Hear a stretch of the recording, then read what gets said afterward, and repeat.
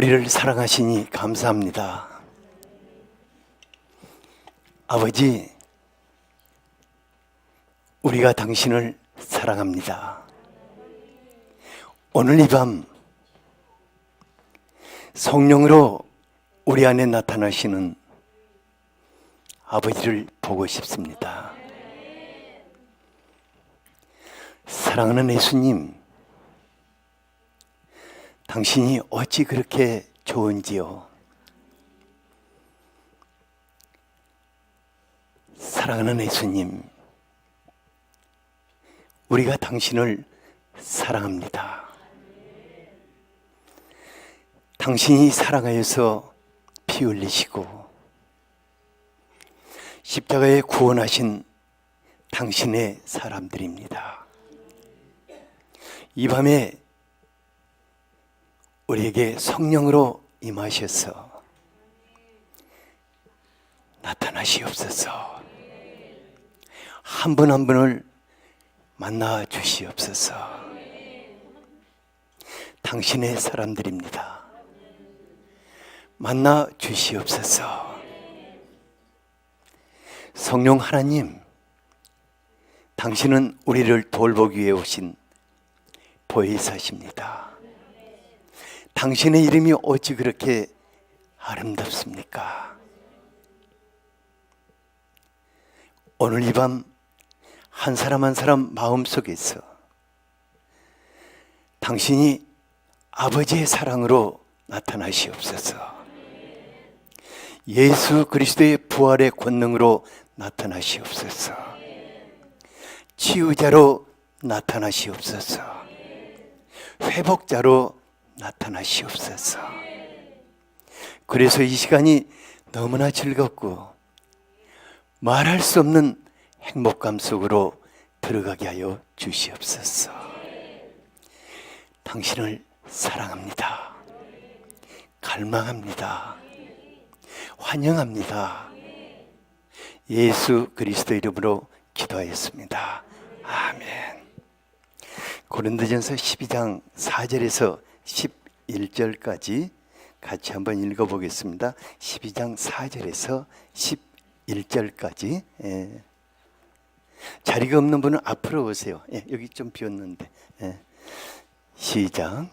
은사는 여러 가지나 성령은 같고 직분은 여러 가지나 주는 같으며 또 사역은 여러 가지나 모든 것을 모든 사람 가운데서 이루시는 하나님 같으니 각 사람에게 성령을 나타내심을 유익하게 하려 하심이라. 어떤 사람에게는 성령으로 말미암아 지혜의 말씀을, 어떤 사람에게는 같은 성령을 따라 지식의 말씀을, 다른 사람에게는 같은 성령으로 믿음을, 어떤 사람에게는 한 성령으로 병 고치는 은사를, 어떤 사람에게는 능력 행함을, 어떤 사람에게는 예언함을, 어떤 사람에게는 영들 분별함을, 다른 사람에게는 각종 방언 말함을, 어떤 사람에게는 방언들 통역함을 주시나니 이 모든 일은 같은 한 성령이 행하사 그의 뜻대로 각 사람에게 나누어 주시는 것이니라. 아멘. 아멘. 여러분들 정말 대단한 분들이에요. 어떻게 그렇게 9일 동안 그렇게 온 마음으로 갈망하는 가운데 이렇게 참석할 수가 있겠어요? 그죠? 예. 옆에 사람은 당신은 정말 대단한 사람입니다. 오늘 밤에 대단한 일이 있을 것입니다.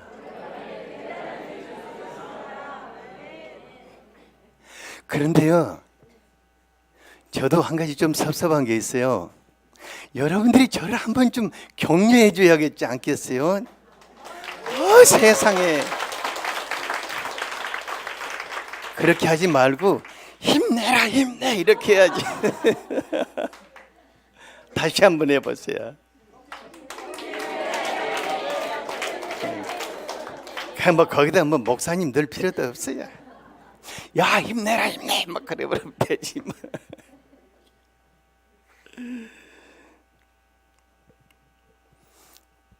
이번 주일날은 오직 성령으로 살리라로 마지막 강의하고, 그리고 수요일날은 스페셜 프로그램을 같이 할까 생각하고 있습니다. 뭘 해야 할지는 모르겠는데 성령께서 재밌는 일 해주실 거예요.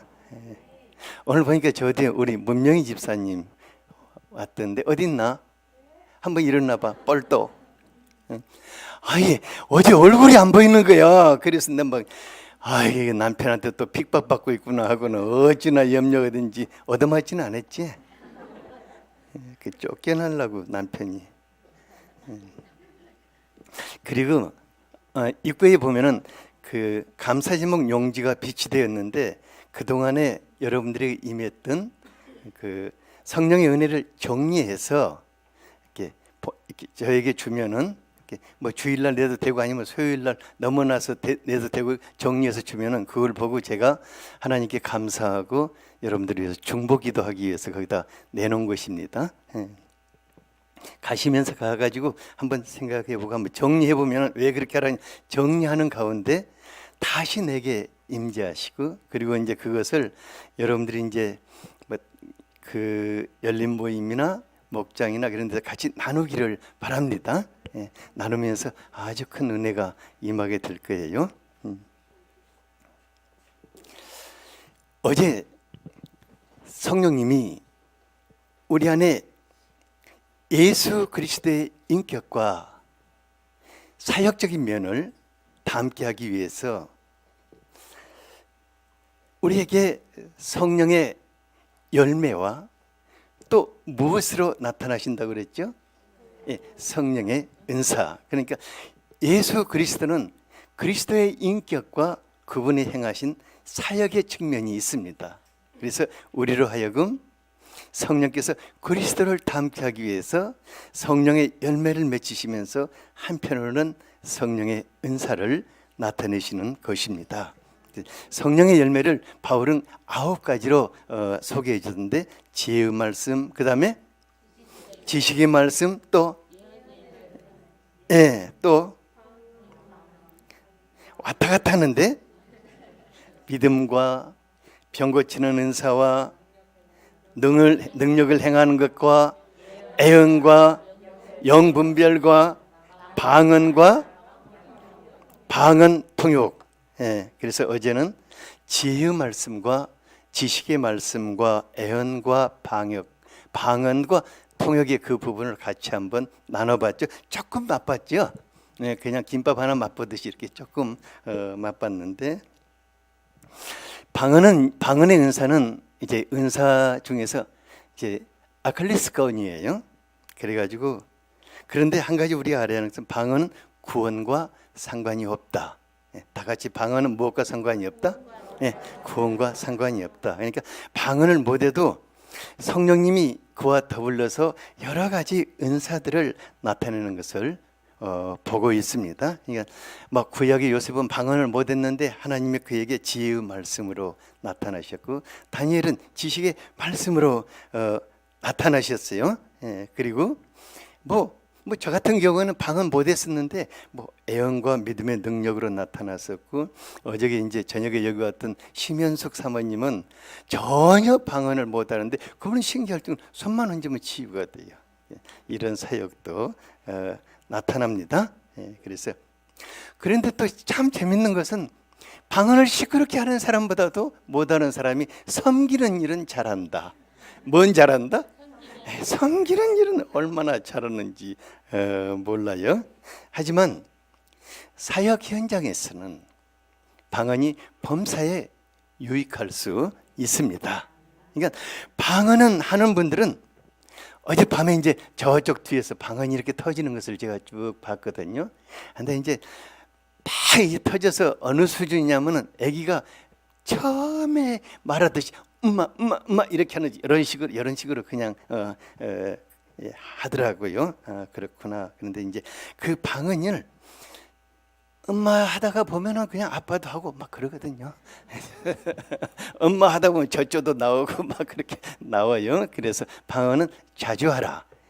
어느 정도 자주 하는, 그러니까 특히 운전할 때는 옆에 듣는 사람이 없으니까 엔진 소리보다 조금 더 크게 해도 됩니다. 그리고 일할 때, 특히 여성분들은 설거지할 때 방언하면요 짜증이 안 나요. 빨래할 때 방언하면 진짜 재밌어요. 우리 집사람을 보면 그래요. 그리고 이제 특히 이제 산책할 때, 사람들 없을 때 산책할 때는 크게 해도 되거든요. 막 바라라 샹카라라 바라 이렇게 하고 막 이제 그렇게 해도 되고, 이제 사람이 없는 곳은, 근데 사람이 있는 곳에서는 공해가 되지 않게, 그리고 다른 사람의 기도에 방해가 되지 않도록 하시면은 좋겠습니다. 자주 하고 더 좋은 방언을 점점 발전시키되, 보혜사 성령님은 너무 부드러운, 정말 여성 같은 분이시거든요. 그래서 여러분들이 방언을 할 때 계속해서 또 이렇게만 하지 말고 굉장히 부드러운 방언을 발전시켜 나가면은 아주 매우 좋을 것입니다. 그래서 저는 저 같은 경우에는요, 굉장히 이렇게 좀 드센 것을 싫어해가지고 성령 하나님과 아주 밀담을 나누듯이, 연인과 대화를 하듯이 그렇게 이제 방언을 하는데, 제가 잠깐 한번 실습을 한번 여러분들이 시범을 한번 보여드릴 테니까 여러분들 눈을 싹 감고, 여러분들이 지금 성령의 임재를 제가 방언으로 구할게요. 눈을 감고 손을 한번 쫙 막 그분을 향해서 손을 한번 쫙 들어보세요. 오 성령 하나님, 당신은 우리에게 보혜사로 오셨습니다. 홀리 홀리 홀리 아바라라찬 캔다라바라카라슈라라라 아바라라라라 홀리 홀리 아바라 샤라라 샤라라바라라 카라슈마라샤라 홀리 홀리 홀리 아바라라라 샤라라바라라 카라슈마라 샤라라라 임하소서 임하소서 임하소서 홀리 임하소서. 끝. 뭐 더 가면 하는데 오늘 강의를 못 하거든요. 잠깐만 해도, 저 방언으로 잠깐만 해도 여러분들이 성령의 임재를 이렇게 느끼게 되죠. 방언은 너무 부드럽게 하면은 됩니다. 누구하고 하듯이? 사랑하는 딸하고 대화하듯이, 사랑하는 아내와 대화하듯이. 굉장히 지금은 잘 안 되지만 성령님과 굉장히 친근해질수록 방언은 어떻게 된다? 부드럽게 그렇게 하면은 됩니다. 그리고 이제 뚝 뛰어가지고 오늘은 능력의 은사에 대해서 같이 한번 살펴보도록 하겠습니다. 능력의 은사에는 믿음과 치유와 능력과 영 분별로 나타나고 있습니다. 그래서 오늘은 믿음과 능력을 묶어가지고 능력 있는 믿음, 어떤 믿음? 능력 있는 믿음, 그리고 영 분별을 이어서 치유 실습으로 바로 들어가게 될 것입니다. 그래서 오늘은 성령께서 여러분들을 치유자를 삼아가지고 어떻게 일하시는가를 여러분들이 지금 오늘 느끼게 될 것입니다. 갈망하세요. 옆 사람에 갈망하세요. 오늘 밤 당신이 치유 사역자가 될 수 있습니다. 네, 먼저는 능력 있는 믿음에 대해서 같이 한번 살펴보죠. 하나님의 사람들에게 일평생 따라다니는 이름이 있어요. 그것은 뭐냐면 믿음의 사람이라는 것입니다. 옆에 사람이 믿음의 사람이죠 하고 물어보세요. 다 고개 끄덕끄덕 거리잖아요. 히브리서 11장 6절을 같이 한번 읽어보죠. 시작.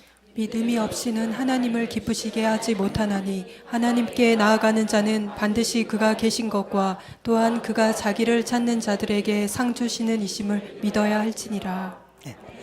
그러니까 믿음의 사람들에게는 뭐가 있어야 한다고요? 믿음이 있어야 하나님을 기쁘시게 할 수도 있고, 믿음을 통해서 주시는 모든 상급을 받아서 풍성하게 살 수가 있습니다. 그래서 오늘 밤에는 좀 심각하게 생각해 보시기를 바랍니다. 이 믿음에 대해서. 그러니까 믿음의 사람에게는 두 종류가 있어요. 하나는 하는 일마다 잘 때는 능력 있는 믿음의 사람이 있고, 이런 사람은 은사로서의 믿음을 나타내고 있는 사람입니다. 근데 믿음은 있는데 하는 일마다 잘 안 되는 사람이 있어요. 이것은 자기에게서 나오는 의지적인 믿음의 사람을 말하고 있습니다. 그러니까 어느 쪽의 사람이 되고 싶습니까? 잘 되는 쪽, 아니면 그냥 대충 사는 쪽? 어쩌다 되는 쪽? 대부분 보면 어쩌다 되는 쪽으로 살고 있거든요. 근데 그렇게 해서는 안 될 거예요. 그래서 이번 기회에, 언제? 오늘 밤 우리들의 믿음이 어쩌다 되는 쪽에서 하는 일마다 잘 되는 능력의 믿음이 바꿔질 수 있기를 바랍니다. 이제 사도 바울은 고린도전서 4장 20절에 보면은 그가 하는 모든 일 속에서, 그가 복음을 전할 때마다 성령이 능력으로 나타나는, 자기가 그냥 말로 하는 것이 아니라 말에 있지 않고, 하나님의 나라는 그래서 말에 있지 않고 능력에 있다고 말을 하였습니다. 그러니까 말쟁이가 되지 말라는 그런 말이겠죠. 그래서 삶 속에서 능력이 나타나는 그런 믿음의 사람이 되어야 할 것입니다. 이제요, 참 교회에는 약간 좀 얄미운 사람이 있어요. 뭐냐면은 누가 좀 기도 좀 부탁하려고 어려운 문제를 좀 어렵사하게 꺼내서 얘기하면은 뭐라고 톡 튀어나와서 말하냐면 믿음이 없네요. 믿음으로 하세요. 믿음으로 하면 다 되는데요. 이런 사람 보면 칵 때려주고 싶죠. 그잖아요. 근데 난 그런 사람 보면 진짜 때려주고 싶어요.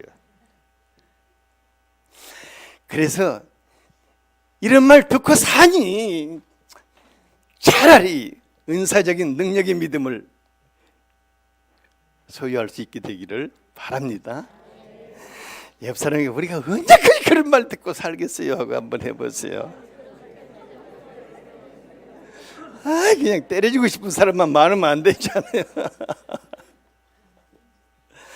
요셉은 하는 일마다 잘 풀리고 잘 되는 믿음의 사람이었습니다. 창세기 39장 2, 3절을 같이 한번 읽어보죠.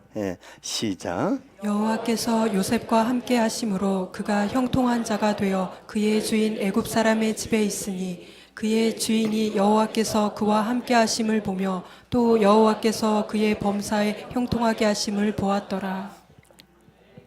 요셉은 다른 사람들에게 한 번도 내가 믿음이 있다는 말을 안 했어요.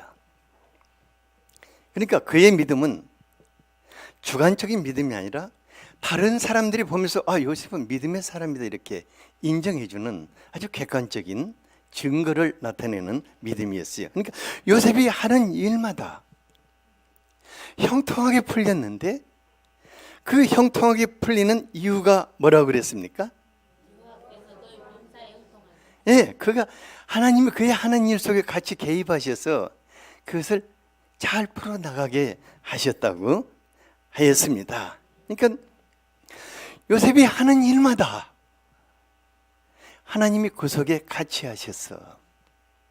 그러니까 하나님이 그 믿음의 은사로 그에게 나타나셨어. 능력을 행하시는 거예요. 그러니까 누가 알아봤다? 집 주인이 알아보는 거예요. 야, 이렇게. 그러니까 요셉은 그 믿음의 은사로 마침내 애굽의 총리가 되었습니다. 그러니까 세상은 뭔가를 잘 되게 하는 능력의 사람을 원합니다. 세상이 누구를 원한다고요?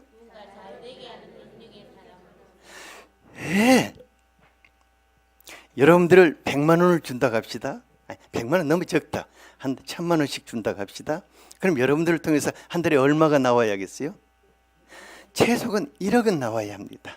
근데 뭔가 잘해야 연봉이 올라가지 않겠어요? 좀 1000만 원 1억이 나와야 한다니까 깜짝 놀래가지고 나는 이제 쫓겨났다 그렇게 생각하는 사람이 그냥 걱정하지 말아요.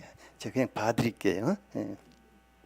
그러니까 사람들은 믿음을 통해 나타나는 능력을 어렵게 생각합니다. 그런데 아주 어렵지 않고 너무너무 쉬운 것입니다. 왜냐하면 내 안에 오신 보혜사 성령님 그분이 창조주이시기 때문입니다.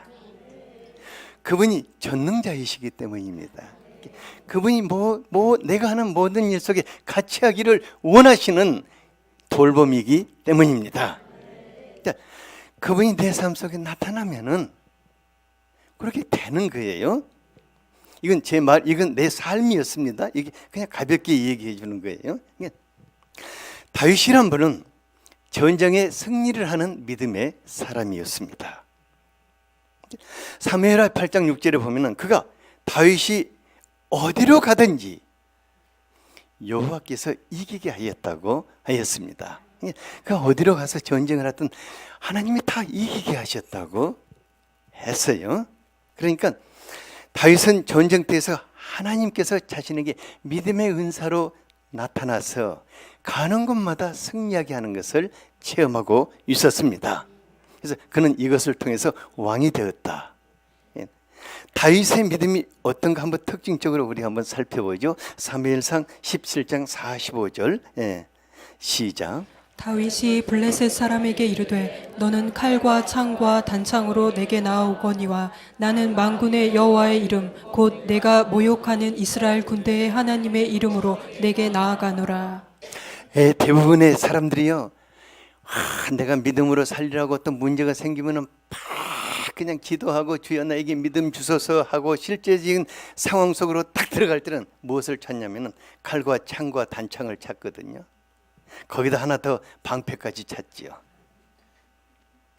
그러니까 실제로 일할 때는 준비할 게 너무 많은 거예요. 그리고 결과는 영 아니다.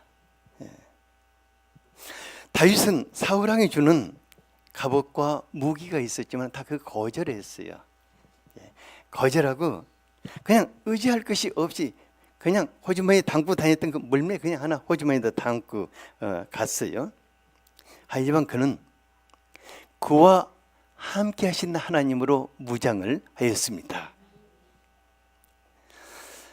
그가 뭐라 했냐면은 전쟁은 하나님께 속한 것이니 하나님이 친히 싸워 이기게 하시리라. 전쟁은 누가 한다고요? 그러니까 다윗이 싸움하러 갔는데 그는 누구를 그 속에 불러들였습니까? 그래서 하나님으로 하여금 싸우러 갔기 때문에 그에게는 무기가 필요가 없었어요. 그러니까는 다윗이 골리앗과 전쟁을 하는데 막 용쓰는 뭘 가지고 뭐 하고 뭐 금식도 하고 뭣도 하고 이렇게 간 것이 아니라 그냥 자기와 항상 같이 했던 하나님하고 가볍고 신나게 갔어요. 그래가지고 가서 골리앗을 막 놀렸거든요. 막 골리앗 환하게 놀렸잖아요. 그리고 그가 한 일이 뭐죠? 물매 하나씩 던진 거 그것밖에 없어요. 그러니까 우리는 전쟁터와 같은 세상에서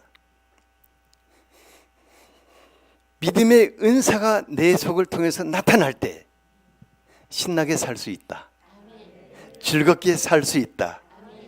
그리고 넉넉히 이긴다. 우리 예수님 믿음을 한번 살펴보죠. 마태복음 11장 20절을 같이 한번 살펴보겠습니다. 시작. 이르시되 너희 믿음이 작은 까닭이니라. 진실로 너희에게 이르노니 만일 너희에게 믿음이 겨자씨여 여기서 이 산을 명하여 여기서 저기로 옮겨지라 하면 옮겨질 것이요 또 너희가 못할 것이 없으리라. 이제 여러분들의 삶 속에 태산 같은 문제들이 많죠. 그죠? 뭐 자식 문제, 뭐 남편 무슨 사업 문제, 직장 문제, 뭐 결혼 이 태산 같은 문제들 아무리 해도 이게 꼼짝도 안 하는 그런 문제들이 많잖아요. 근데 이런 문제들을 쉬쉬 집어서 던져버린다고 그래요. 이렇게 저리 옮겨놓고 이제 뭐 경주에 있는 것들을 저 포항으로 던져버리고 동해안으로 옮겨놓고 뭐 이렇게 하고 그리고 못할 일이 없다고 그랬지 않습니까? 예수님의 말이 진짜 다 거짓말이다. 그대로 된다 안 된다? 네, 그대로 되는데 뭐라고 했냐면 겨자씨만한 믿음만 있으면 된다고 그랬어요. 겨자씨가 얼마나 한 줄 알아요? 0.5mm 볼펜만 하거든요. 그러니까 그만한 믿음만 있으면은 내 인생에 나를 가로막고 있는 모든 세상 같은 문제들을 그냥 명예에서 옮겨 놔버린다고 그랬어요. 명예에서 그냥 옮겨 놔버린다고 그랬어요. 야, 이건 뻥인데 진짜 뻥이다. 어떻게 그렇게 할 수 있느냐. 예수님이 뻥치겠어요? 그렇지는 않으실 것 같아요. 큰 믿음도 아닌데 아주 볼펜할 만한 믿음을 가지고 어떻게 그런 일을 할 수 있을까? 도대체 교자씨만한 믿음 가지고 뭐라 어디 내놓기도 창피한데 불면 날아가 버리는데.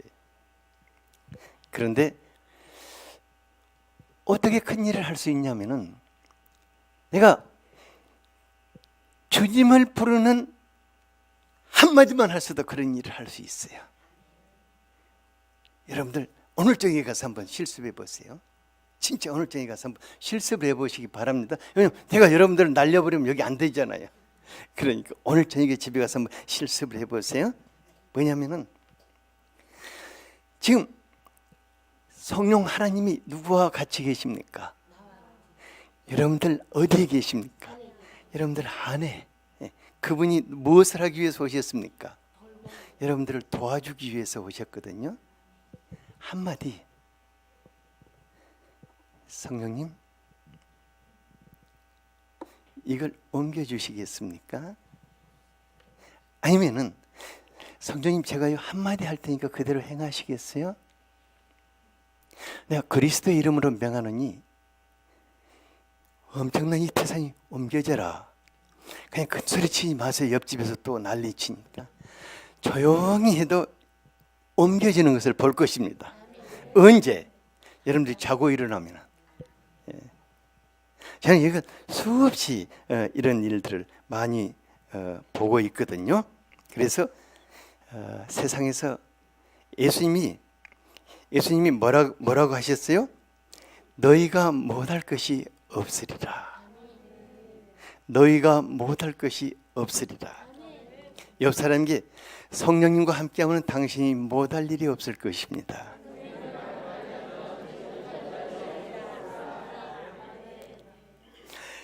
그러니까 여러분들의 믿음이 이만한 겨자씨라 합시다.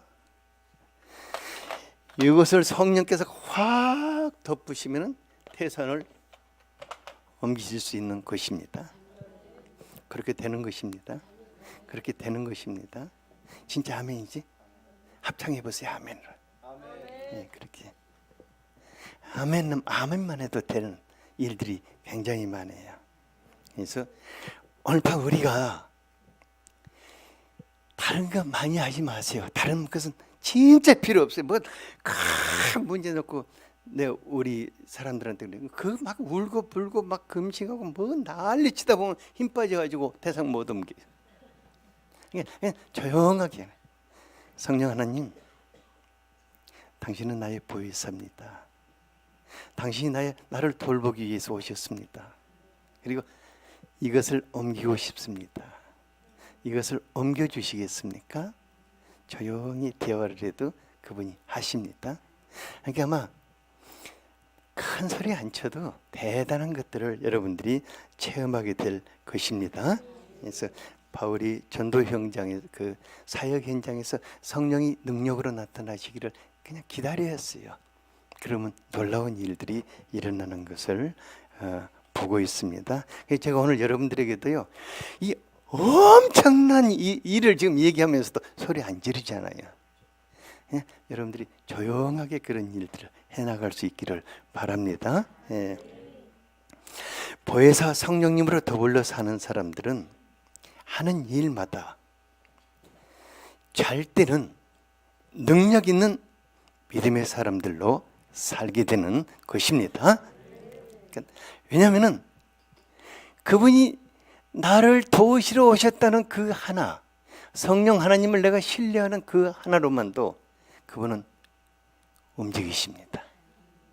내가 어떤 것에 해서 그분을 초청하는 그 하나만으로도 그분은 그것을 옮기십니다. 이렇게 보시기 바랍니다. 그리고 만약에 그것이 되면은 올 여름에 가장 더울 때 수박을 한 통 사가지고 저한테 오세요. 아, 목사님 때문에 내가 살판 났다고. 수박 한 통이면 돼요. 그래서 오늘 밤에 여러분들이 그 일을 해보시기를 바랍니다. 언제? 오늘 밤에. 언제? 오늘 밤에 그 일을 해보시기 바랍니다. 그리고 내일 수박 사오세요. 그 다음에 영분별의 은사. 영분별의 은사는 성령 하나님과 함께 다른 영을 분별하는 것입니다. 다른 영을 분별하는 데는 가장 우리가 요즘 정말 미혹하는 것들이 너무 많은데 영 분별의 은사가 여러분들에게 있으면 아주 쉽게 이단들을 분별하고 이상한 것들을 분별해서 그냥 물리칠 수 있을 것입니다. 디모데전서 4장 1절을 같이 한번 읽어보겠습니다. 시작. 그러나 성령이 밝히 말씀하시기를 후일에 어떤 사람들이 믿음에서 떠나 미혹하는 영과 귀신의 가르침을 따르리라 하셨으니. 미혹하는 영이란 믿음의 사람들이 믿음의 길을 가다가 조금 어려워진다든가 마음이 힘드나 그럼 그때 나타나서 그를 그 길에서 끌어내는 영입니다. 그런데 그때 미혹의 영이 그에게 탁 역사하게 되면은 그 다음부터는 다른 사람의 말을 듣지 않고 이상한 대로 가버리는 것을 볼 수 있어요. 그러니까 모든 이단의 특징은 그 속에 미혹하는 영이 역사하고 있는 것입니다. 우리가 보면요, 조금만 제정신이면은 다 알아볼 수 있어요. 근데 뭐 진짜 꽤나 그 인텔리한 분들이 거기 빠져 들어가거든요. 뭐가 있어서? 미혹하는 영이 있어서 그러는 것입니다. 미혹하는 영에는 몇 가지 공통점이 있습니다. 뭐냐면은 이단의 몇 가지 공통점은 은밀한 곳에서 진짜 복음을 가르쳐 주겠다고 말합니다. 어느 곳에서? 은밀한 게 다른 데로 새 나가면 스팀아웃 떼버리니까 은밀한 곳에서 그렇게 해주겠다고 말하고, 그 다음에 모든 교회는 다 타락하고 썩었기 때문에 구원은 여기에 있다고 말해요. 다 대부분이 공통점이 그럽니다. 그 다음에 성경은 있는데 그들이 주로 보는 것은 그들이 만들어 놓은 어떤 교리책이 단계별로 있습니다. 그래서 1단계 끝나면은 박수 쳐주고 그 다음에 2단계 끝나면 또 떠가고 또 3단계 이렇게 해가지고 나중에 9단계까지 올라가야 또 하늘문은 9단계 바로 그 옆에 10단계로 올라가면 들어간다 그래요. 이제 이런 것들이 어느 이단에나 다 있습니다. 그래서 뭐 그런 것을 하면 이거 좀 이상하다 캐션을 딱 붙여야 해요. 그 다음에 말이 화려합니다. 뭐가 화려하다고요? 말이 굉장히 화려합니다. 왜냐하면 그건 굉장히 그것을 많이 그들이 암송하고 또 말하고 또 말하고 하기 때문에 그 부분에 대해서 굉장히 화려합니다. 그리고 그들의 가장 큰 문제는 뭐냐면은 우리는 이 모든 것의 중심이 누가 계시죠? 예수님이 계시잖아요. 근데 그들은 가서 보면 누가 있냐면 교주가 그곳에 앉아 있습니다. 이것이 이제 이단의 특징이죠. 근데 무엇으로 그들을 분별할 수 있냐면 열매로 그들을 분별할 수 있는 것입니다. 예수님 마태복음 7장 16, 17절에서 뭐라고 하셨는가 같이 한번 읽어볼까요? 시작.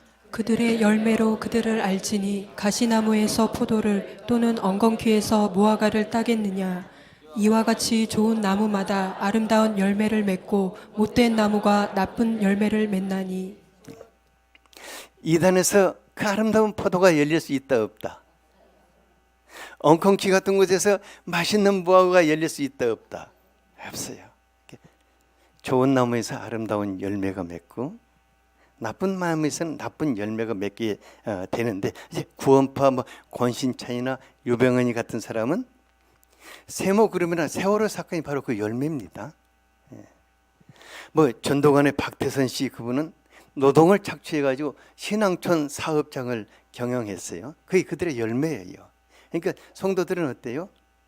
노동을 착취당해서 아주 고통을 많이 당했죠. 신천지 이만희 씨는 그 가면 다 가정이 파괴돼요. 하나님은 가정을 세우시는 분이시거든요. 정말 가정과 가족들을 세우시는 분이십니다. 그리고 뭐 하나님의 교회 안산홍 씨는 그가 성령 하나님이 돼가지고 천당과 지옥을 팔아가지고 돈을 번 분이거든요. 참 돈 버는 거 쉽다 하는 생각이 들더라고요. 예. 그리고 총일교 문선명이는 자기가 참 아버지, 자기 아내는 참 어머니 행사하면서 사람들이 꽃장사 시키고 뭐 시키고 해가지고 통일기업 세워서, 그 열매가 다 그런 것들로 이렇게 맺혀지는 것을 볼 수 있습니다. 이단은 뭘 보면 안다? 열매를 보면 알아요. 뭐 옛날에 뭐 한참 뭐 휴가한다고 떠들었던 뭐죠? 담이 성교회. 그래, 아이 우리 집 앞에 어떤 분이 담이 성교회인데 어느 날 밤에 담요고 입으라고 막 가져왔더라고. 그래, 왜 이걸 가져왔냐고 그랬더니 오늘 밤에 내가 휴가하는데 이거라도 주고 가려고 목사님 보니까 불쌍해서 이거 가져왔다고. 그렇게 하지 말고 그냥 가져오려면 내가 덜어줄 테니까, 안 오면 덜어줄 테니까 차 키하고 집 문 사고 가져오라고 그랬어요. 근데 내가 덜어줄 테니까 나는 먹을 사람이 아니까 그거 좀 가졌다 맡겨놓고 가라고 그랬거든요. 그런데 그건 벌써 다 그 상납했다 하더라고요. 그리고 그 다음날 왔는데 내가 그래서 그 다음날 가서 휴가 있는 거 가서 보니까 안 했어요. 그리고 이 양반이 맹봉 상태에 빠지고 한 6개월 동안 두문불출한 거예요. 그 양반 또 잘 도와가지고 다시 본교회로 돌아가도록 이렇게 도와줬어요. 그래서 이제 성령님은 우리에게 그런 이단들을 분별할 수 있는 눈을 주십니다. 이제 조금만 더 있으면 여러분들이 딱 보면 냄새가 납니다. 뭐가 난다고? 이게 열매는 냄새가 나잖아요. 냄새가 탁 나요, 그냥. 조금만 있으면. 근데 이제 이건 뭐 그 정도 해두고, 영분 분별은 귀신을 내어 쫓는 죽기 사역에 아주 소중한 것입니다. 그러니까 어떤 분들은 뭐 죽기 사역하는 분들은 모든 것들 다 귀신이 붙잡혔다고, 뭐 감기가 들었는데 딱 보면 귀신이 코에 몇 마리 붙었다고 뭐 이렇게, 뭐 또 뭐 계절에 이게 뭐죠? 이게 알레르기 있는데 목근육이 막 귀신이 들려서 이렇게 하니까 재치기가 나온다고. 나 참, 그 양반들은 어떻게 현미경으로 귀신을 보나, 그렇게 귀신같이 잘 보지? 근데 이제 그런 것은 아닌 것 같아요. 이제 저는 한 번도 그런 거 못 봐놔서, 나 아무리 뭐 알레르기 환자 봐도 목근육을 쳐다봐도 귀신은 없더라고요. 특히 이제 그 정신질환자들을 볼 때 많은 사람들이 귀신의 사역이지 않는가 하고 오해를 하기 쉬운 것 같아요. 그러나 이건 분별을 해야 합니다. 왜냐하면 사람과 귀신을 분별할 줄 알 때만이 우리는 그 귀신을 그 사람에게서 내어 쫓을 수가 있는 것입니다. 혹시 여러분들 중에 나 한번 진짜 귀신이라도 한번 내쫓아봐야겠다, 손 한번 들어봐요. 나 그런 사역 한번 해보고 싶은 분. 여기 전부 다 귀신만 못하는 것 같네. 두려워서 안 하나? 그럼 오늘 밤에 주님이 그런 것 주실 겁니다. 그럼 이 부분을 하지 말까? 이제 정신분열은 뇌신경이나 아니면 그 사람의 인격의 문제로부터 오는 것입니다. 그래서 그 증세는 주로 자아분열증 현상이 나타나요. 그러니까 막 그런 사람들은 자학 증세를 일으킨다든가 우울증을 일으킨다든가 자아 도피를 한다든가 신경쇠약이 생긴다든가, 그래서 주변 사람들을 좀 약간 힘들게 하죠. 근데 이런 분들은 어디로 가는 게 빠르다? 기도원으로 가지 말고 정신과를 빨리 모시고 가서 좀 안정제도 주고 그리고 나서 어디로 와야 하냐면은 성령의 임재가 있는 에베로 그분을 모시고 가서 꾸준하게 거기서 한 1년 정도 예배를 드리도록 도와주시기를 바랍니다. 그런데 악령의 문제는 좀 다릅니다. 악령의 문제는 어떤 현상이 딱 나타나냐면은 무조건 사악하고 포악하다. 악령의 문제는, 악령에 사로잡혀 있는 사람은 눈빛을 보면요 굉장히 소름이 끼쳐. 옆에 사람 눈빛 한번 봐보세요. 옆에 사람 소름 끼쳐요. 어때요? 옆에 사람 다 보니까 막 사랑이 이글이글거리잖아요. 막 계속 쳐다보고 싶잖아요. 이건 악령의 문제가 아닙니다. 이건 사랑의 문제예요. 이건 성령의 문제입니다. 그래서 악령에 붙잡혀 있는 사람들은 가장 먼저 사람을 피하면서 증오하고 저주합니다. 이게 틀려요. 그러니까 정신분열증은 그냥 막 욕하고 그러지만은 그 악령의 문제는 막 증오를 해요. 그리고 저주를 합니다. 그리고 악한 것을 막 이렇게 볶음을 흘리면서 악한 것을 막 토해내요. 그리고 악령이 붙잡힌 자는 주로 어디를 찾는다? 더러운 곳, 음란한 곳, 주술적인 곳, 그런 것들을, 거기가 그들의 고향이기 때문에 그런 것을 찾습니다. 그런데 이런 것은 성령의 권능으로만 내쫓을 수가 있는 것입니다. 그러니까 제가 이제 귀신에 붙잡혀 있는 사람들 정말 많이 이렇게 도와주고 제정신이 돌아오도록 이렇게 도와주고 그랬는데, 이것은 더러운 역이기 때문에 거룩하신 창조주의 영이 그에게 임하면은 악령은 그대로 물려나게 되어 있습니다. 왜냐하면 귀신은 피조물이고 성령님은 누구십니까? 창조주이십니다. 귀신은 뭐라고요? 피조물이고 성령님은 창조주이십니다. 그래서 저는 죽기 사역 할 때 절대 뭐 네 이름이 무엇이냐, 뭐 했냐, 어디서 왔느냐, 뭐 하다 왔냐 이런 거 제가 안 물어봐요. 이런 거 물어볼 가치가 없는 존재예요. 귀신은 뭐라고? 피조물이니까 무조건 무시를 해버려요. 무조건. 이 더러운 피조물아, 저주받은 피조물아, 불구덩이에 던져질 이 피조물아, 나의 왕 예수께서 너의 머리를 밟으셨느니라. 나에게 너를 제어할 수 있는 권세를 주셨느니라. 예수 그리스도 이름으로 나가라. 그러니까 귀신이 인격이 있기 때문에 이런 말을 들으면 어떠겠어요? 비참해지는 거예요. 더 이상 있다가는 내가 이게 꼴사납다고 나가버려. 무슨 말인지 알겠죠? 그래서 귀신 들린 자가 있으면 뭐 붙잡고 뭐 네 이름이 뭐냐 이렇게, 그럼 뭐 영자다 순자다 하다 보면 벌써 휘말려 버려요. 무슨 말인지 알겠죠? 아주 심플하게 해버려야 합니다. 심플하게 해야 돼. 어떻게 해야 한다고? 무섭게 해버리는 거예요. 그런데 무시를 해버려야 합니다.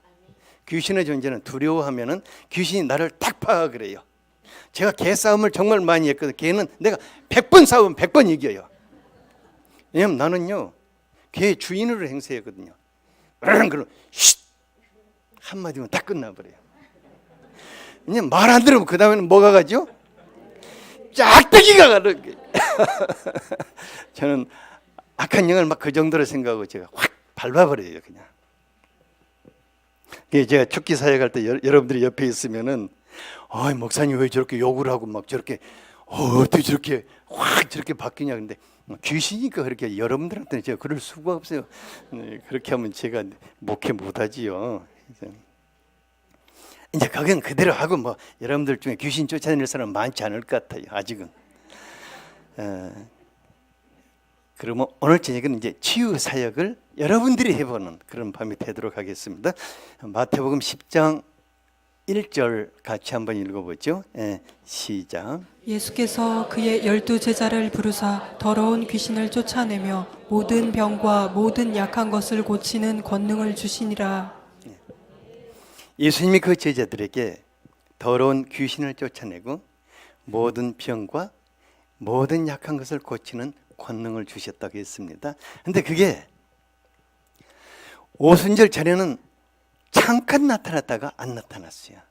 근데 오순절에 성령 하나님이 그들에게 임재하심으로 그들 안에 같이 계시면서 이 능력은 지속적으로 그들을 통해서 나타나게 된 것을 봅니다. 그래서 그게 사도행전이 됐어요. 예. 사도행전의 역사는 오순절에 성령 하나님이 그들에게 나타나심으로 그리스도께서 그들에게 주신 권능이 나타나기 시작한 것입니다. 그래서 여러분들을 통해서도 사도행전은 지속되어야 합니다. 옆 사람에게 당신을 통해서 사도행전은 지속되어야 합니다.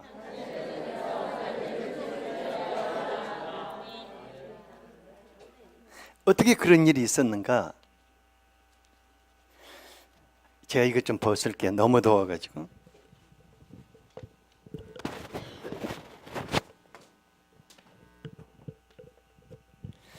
성령 하나님께서 그들 안에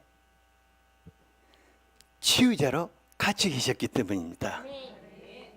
그러니까 내가 계속해서 며칠 동안 치유 사역에 대해서 이렇게 전해드렸잖아요. 전해드렸는데 중요한 것은 우리 안에 성령 하나님께서 치유자로 계신다는 것을 명심해야 합니다. 다시 한번 옆 사람에게 당신 안에 성령님이 치유자로 계십니다.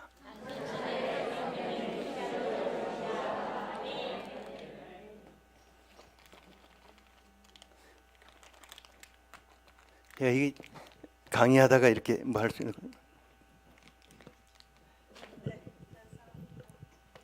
그러니까 중요한 것은 그분이 내 자신의 건강을 돌볼 뿐만 아니라 나와 함께 다른 사람의 건강을 돌보신다.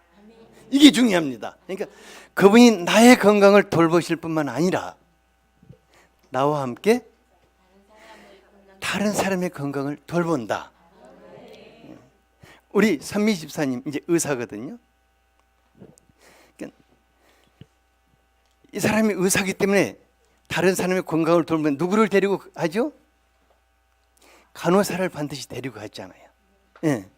바로 그와 같이 성령님은 누구라? 의사다.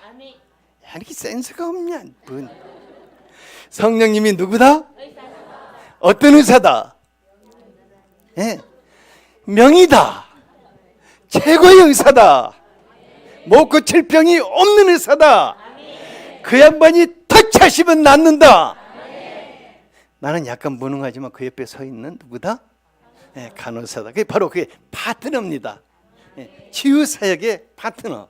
성령님과 내가 함께하는 파트너 사역이 바로 치유 사역인 것입니다.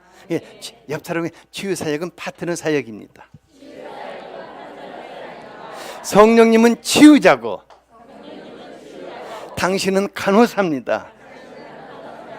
근데 사람들이 대체적으로 치유 사역을 두려워하는 것이 뭐냐면은 내가 치유자가 되고자 하는 그거예요. 내가 치유한다고 생각하니까 그게 문제인 것입니다. 여러분 오버하지 마십시오. 무슨 여러분들 치유자예요. 자기 기침 하나도 못 멈추는데. 무시하는 거 아니에요. 사실 제가 그래요. 제가 내 병을 고치면 지금까지 이렇게 여러분들이 맨 나만 보면 목사님 요즘 몸 어떠세요? 이렇게 나 창피해서 죽겠어요. 그런 소리 좀 안 들으면 좋겠어. 그럼 뭐 어쩔 수 없지 뭐. 그런데 이제 중요한 것은 그래서 치유에 대한 염려를 하지 말라는 것입니다. 그러니까 치유는 누구의 몫이다? 예, 그분의 몫이고 간호는 네. 간호한다고 해서 뭐 대단한 일 하는 것도 아닙니다. 그냥 서 있으면 돼요. 손만 대면 되고. 예. 이제 제가 이제 이런 것을 수없이 체험했기 때문에 이렇게 쉽게 여러분들에게 이렇게 가르쳐 주는 거예요. 예. 이것도 나중에 여러분들이 해봐가지고 되면 뭐 해야 한다? 여름에 수박 한 통만 사오면 되는 거예요. 예. 그래가지고 이제 오늘 밤에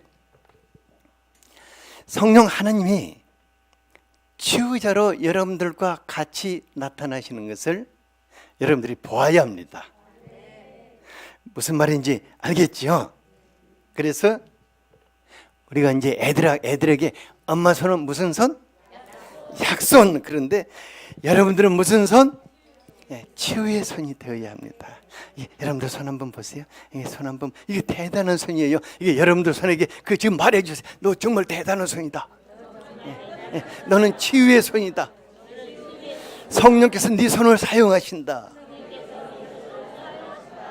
이렇게 해놓고도 있다가 이렇게 터치하면서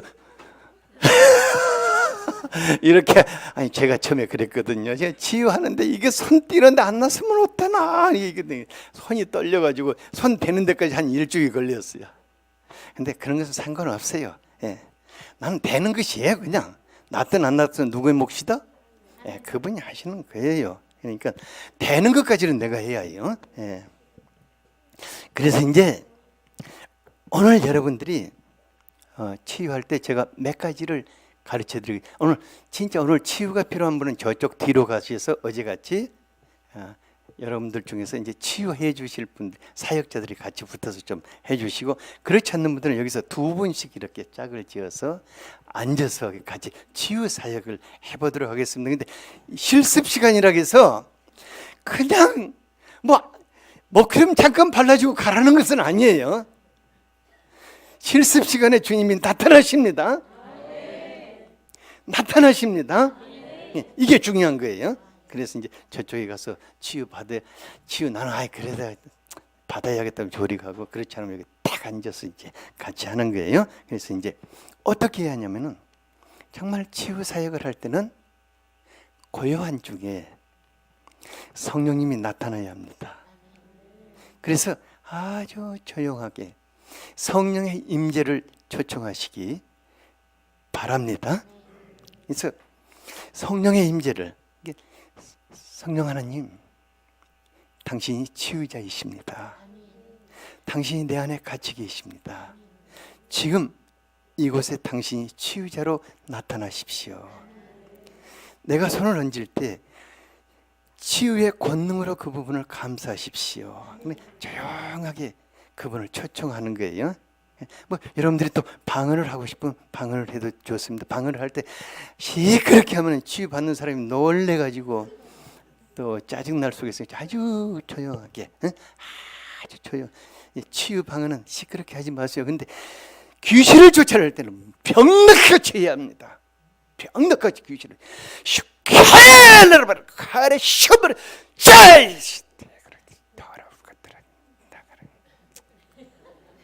근데 사람에게 그렇게 하면 이 사람이 놀래가지고 기절해버려. 굉장히 부드럽게. 무엇을 느끼도록? 하나님의 사랑. 그래서 치유 사역을 할 때는 계속해서 사역자가 하나님의 마음을 내게 주시도록 먼저 기도해야 할 것입니다. 그리고 그를 치유하시는 그리스도의 마음을 내게 주시도록 기도하시기 바랍니다. 두 분씩 손을 딱 잡고, 두 분, 성령 하나님, 지금 오늘 우리에게 치유자로 임하십시오. 지금 우리의 환부를 당신이 내 손을 통해서 만져주십시오.